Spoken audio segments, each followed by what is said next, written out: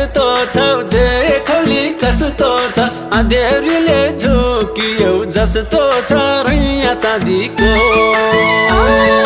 भुल्छे भन्ने